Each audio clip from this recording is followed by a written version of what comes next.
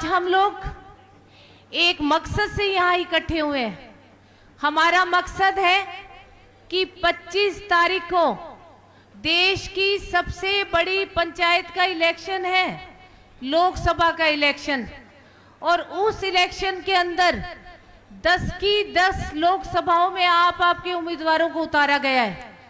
ये लोकसभा क्षेत्र हिसार का लोकसभा क्षेत्र है, जिसमें आपकी बेटी, आपकी बहन, आपकी बुआ, आपकी माताजी, आपकी काकी, आपकी ताई नैना सिंह चौटाला को उतारा है। मेरा चुनाव चिन्ह शायद आप लोगों को, मैं कहूंगी मातृ शक्ति को, तो शायद जैसे हम माला का नाम जपते हैं वैसे रटा पड़ा है, चाबी चाबी चाबी। तो इस चाबी के लिए हम लोग इकट्ठे हुए हैं। आज नामांकन भरने का दिन है और ये बहुत शुभ अवसर है कि जिसके ऊपर हम लोग इकट्ठे हुए हैं। आज अनेक पार्टियां अपने पार्टियों का प्रचार कर रही हैं।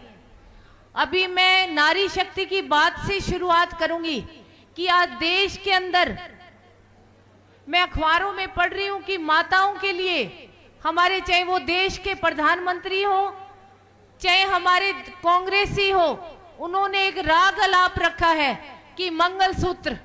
आज मैं कहती हूं कि राजनीति इस दर्जे तक गिर गई है कि मां बहनों के मंगलसूत्र की बातें जो है वो भाषणों में की जा रही हैं। मैं उन लोगों से पूछना चाहूंगी कि आप लोगों को मंगलसूत्र की कीमत का क्या पता है? क्या पता मंगल के सूत्र की कीमत को हमारे देश के प्रधानमंत्री को? क्या पता है मंगलसूत्र की कीमत को राहुल गांधी को? इन्होंने घर नहीं बसाए। मंगलसूत्र की कीमत का पूछो जो देश की सेवा करे उन सैनिकों से, उनकी पत्नियों से पूछो कि मंगलसूत्र क्या होता है। उन मेरी माताओं से पूछो जिनके पति देश की सीमाओं पे शहीद हुए हैं। उस मंगलसूत्र की कीमत उन वीरांगनाओं से पूछो, उन विधवाओं से पूछो कि मंगलसूत्र क्या होता है। मैं मंगलसूत्र के लिए एक लाइन ही कहूंगी कि ये कतरा ही सही, मेरा अलग वजूद तो है, चाहे वो एक धागे में पिरोया हुआ 4 दाने ही हो मोती के, पर उसका वजूद जो है वो बहुत बड़ा है। ये कतरा ही सही, मेरा वजूद तो है।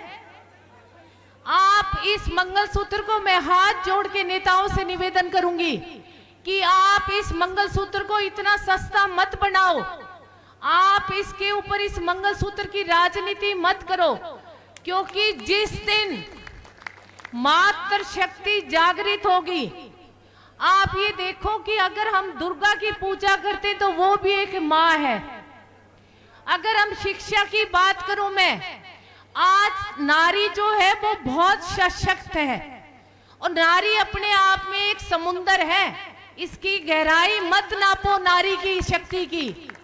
जिस दिन अगर इस नारी ने अपना रौद्र रूप धारण कर लिया तो ये नारी इकट्ठी होके ये भाजपा को और कांग्रेस को बता देगी अच्छी तरह कि मंगलसूत्र क्या होता है, इसकी कीमत क्या होती है। जो नारी दिन रात मंगलसूत्र पहन के, जो सीमा पे लोग खड़े हैं अपने पतियों के लिए, सुबह शाम मंदिरों में जाके इसी मंगलसूत्र को हाथ पे पकड़ के मन्नत मांगती है, उस देश के प्रधानमंत्री को क्या पता। अगर मैं नारी शक्ति की बात करूं, अगर मैं शिक्षा की बात करूं, तो मैं सावित्री बाई फुले जी को नमन करती हूं कि उन्होंने देश में शिक्षा की अलख जगाई। अगर मैं मेरी हरियाणा की बेटी कल्पना चावला की बात करूं, तो आप देखो कि उस बेटे ने हरियाणा का नाम चांद पे जाके रोशन किया है, वो भी एक नारी है। अगर मैं बात राजनीति की करूं, तो आज देश के सर्वोच्च पद पर अगर कोई बैठी है तो हमारी राष्ट्रपति, हमारी महामहिम द्रौपदी मुर्मू जी बैठी है, वो भी एक महिला है। अगर मैं सबसे पहले हरियाणा की बेटी की राजनीति में, संसद में जाने की बात करूं, तो हमारी सबसे पहली हरियाणा की बेटी जो है वो चरखी दादरी से चंद्रावती जी थी।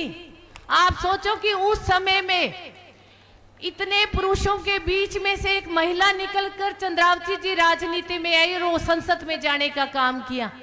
अगर मैं अध्यात्म की तरफ एक महिला की बात करूं तो मुझे ब्रह्म कुमारी की दादी जानकी का नाम याद आता है कि पूरे प्रदेश में 146 देशों के अंदर दादी जानकी ने अध्यात्म की अलग जगाई थी। वो भी एक महिला थी। उनको विश्व की सबसे तेज दिमाग वाली महिला का जो है वो खिताब मिला था। और भी अनेकों महिलाएं हैं। मैं हमारे राजनीति की 2 महिलाओं का नाम लूंगी कि मैं सुषमा स्वराज जी को याद करती हूँ, वो भी एक हरियाणा की बेटी है। और मेरी कितनी माताएं जो हैं, पर जब हम पूरा मैप उठाकर देखते हैं तो मैं एक बात आप लोगों से पूछना चाहूंगी कि इतने लंबे इतिहास के अंदर आज तक हिसार लोकसभा क्षेत्र से कोई भी महिला जो है वो लोकसभा में नहीं पहुंची। हम इतनी बड़ी बड़ी बातें करते हैं कि बेटा और बेटी जो है वो बराबर है, पर मुझे ये लगता है कि कहीं ना कहीं हमारे मन में ये एक फर्क है कि हम पुरुष को महत्व दे रहे और महिला को जो है वो संसद में आज तक नहीं भेजने का काम कर रहे। तो मैं मेरे जितने भी पुरुष भाई बंधु आए हुए, मैं उनसे आग्रह करूंगी कि इतने 67 साल के इतिहास में अगर पहली बार जननायक जनता पार्टी ने किसी महिला को टिकट दिया है तो उसको संसद में भेजने का काम आप लोगों के कंधों पे है। ये अलग जगा दो कि अब की बार संसद में अगर कोई जाएगी तो जननायक जनता पार्टी की महिला सांसद बनकर नैना सिंह चौटाला जाएगी। ये घर घर जाकर, हर दहलीज पे जाकर पार्टी की अलग जगाने का काम करो, पार्टी का जागरूक और पार्टी में एक जोश लाने का काम करो। हमें वो राम सेतु बनाना है जो रामचंद्र जी ने रामायण में अपने वनवास यात्रा के दौरान जो उनके नल और नील थे, उन्होंने एक एक पत्थर फेंककर वो राम सेतु बनाया था। राम सेतु से मेरा मतलब है कि हमें एक एक कार्यकर्ता को हमें जोड़ना है। हमारे बहुत सारे कार्यकर्ता जो है वो घरों में बैठे हैं। आज ये मौका ऐसा है, या तो ब्याह शादी होती है जब हम रूठे हुए को मनाने का काम करते हैं, या इलेक्शनों में, तो मैं एक एक आए हुए मेरे भाई बंधु से गुजारिश करूंगी, मेरी माता शक्ति से गुजारिश करूंगी कि आप घर घर जाओ, हर दहलीज पे चाबी लेके जाओ, हर कुंडा खड़खड़ाने का काम करो और हर उस कार्यकर्ता को घर से बाहर निकालने का काम करो और राम सेतु बनाने का काम करो। क्योंकि ये हमारे लिए संघर्ष का समय है। संघर्ष जितना मुश्किल होता है, कार्यकर्ता उतनी मेहनत कर करके जोश और जुनून से परिपूर्ण होते हैं। 2019 का इलेक्शन याद करो कि अजय सिंह जी जो थे वो जेल में थे। हमें वो समय भी याद है कि हमने कितना मुश्किल वक्त देखा था 2019 का, पर उस इलेक्शन में मेरे बड़े बुजुर्गों ने अजय सिंह चौटाला जी बनने का काम किया। मेरे नौजवान बच्चों ने दुष्यंत चौटाला बनने का काम किया, दिग्विजय चौटाला बनने का काम किया।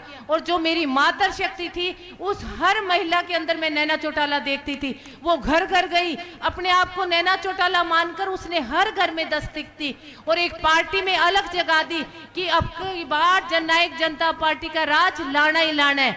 तो मैं बार बार आपसे, बहुत लंबा मैं नहीं बोलूंगी क्योंकि हम अजय सिंह जी को सुनने आए हैं। मैं अंत में यही कहूंगी कि आप घर घर जाकर इस चाबी को हर दरवाजे तक पहुंचाने का काम करो, ताकि ये चाबी जिस दिन 25-23 मई तक हर दरवाजे तक अगर ये पहुंच गई तो आपको संसद जाने से कोई भी नहीं रोक पाएगा। तो आप सब आए, आप सबका बहुत बहुत धन्यवाद।